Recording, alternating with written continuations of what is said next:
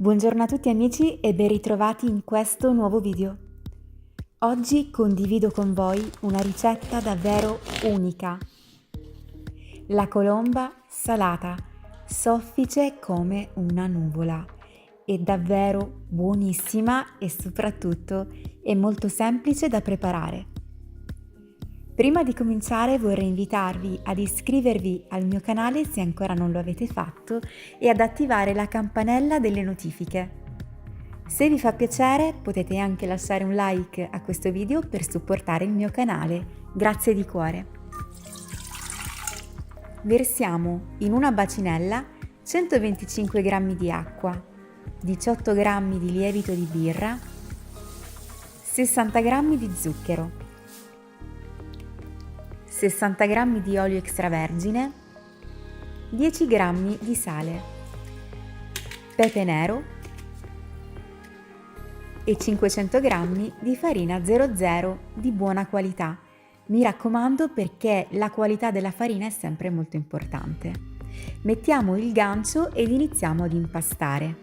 Mano a mano che impastiamo versiamo i restanti 125 g di acqua. Se non avete una planetaria, potete impastare a mano. Vi consiglio sempre di mettere l'acqua poco alla volta per dare modo alla farina di assorbirla. Per ultimo aggiungiamo anche 50 g di burro morbido, che io preferisco mettere manualmente.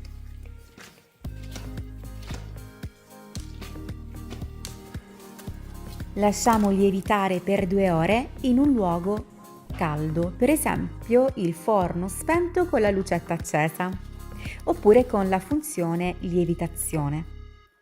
Nel frattempo ci andiamo a preparare il ripieno.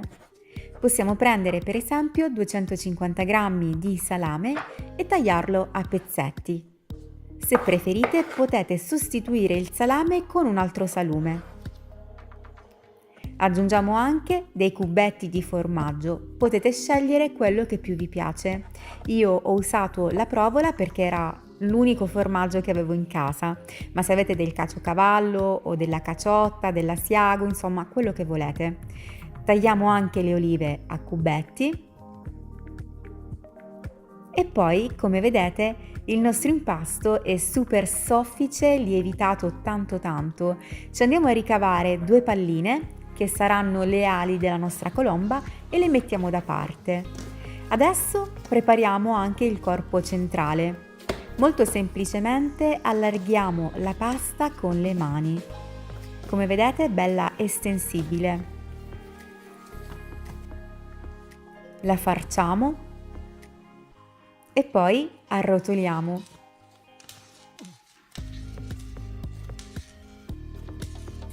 Se questo video vi sta piacendo lasciate un bel like e commentate, grazie di cuore. Il vostro supporto è davvero molto importante per me. Prendiamo uno stampo per colomba, questo è uno stampo da 1 chilo. Mettiamo la pasta al centro e dopo prepariamo le ali, semplicemente le farciamo, arrotoliamo e adagiamo nello stampo in questo modo.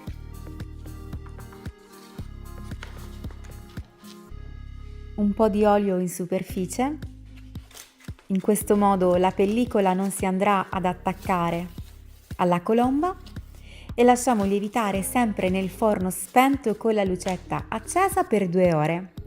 Dopo 2 ore guardate quanto è gonfiata, davvero tantissimo. Non ci resta che decorarla. Mettiamo un filo d'olio in superficie.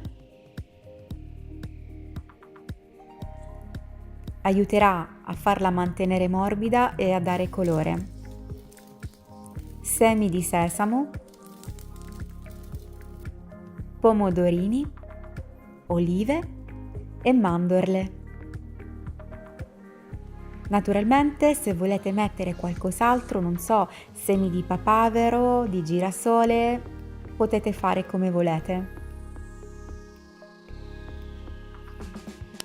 Mettiamo in forno statico preriscaldato a 180 gradi per circa 38 minuti. Però naturalmente ogni forno è un po' diverso, quindi date sempre un occhio, dopo mezz'ora date un occhio e vedete un po' com'è. La lasciate raffreddare completamente fuori dal forno e poi quando è fredda potete gustarla e tagliarla. Guardate che bella! Questa farà sicuramente un bel figurone durante il vostro pranzo di Pasqua. Se proverete questa ricetta, fatemi sapere se vi è piaciuta. Ricordate anche di lasciare un like a questo video e di commentare. Per me leggere i vostri commenti è sempre bellissimo. Potete anche condividere le mie ricette cliccando sul pulsante condividi. Ma guardate quanto è soffice questa colomba. Guardate, è davvero una nuvola. E non potete immaginare che sapore e che profumi. È pazzesca. Veramente fantastica.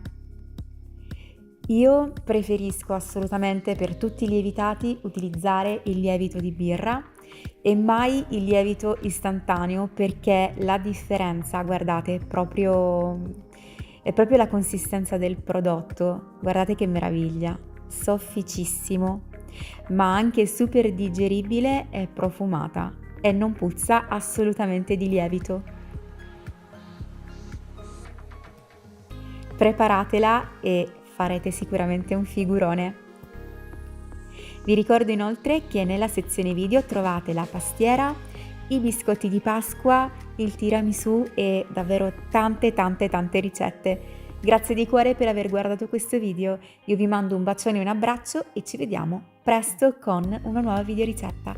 Ciao!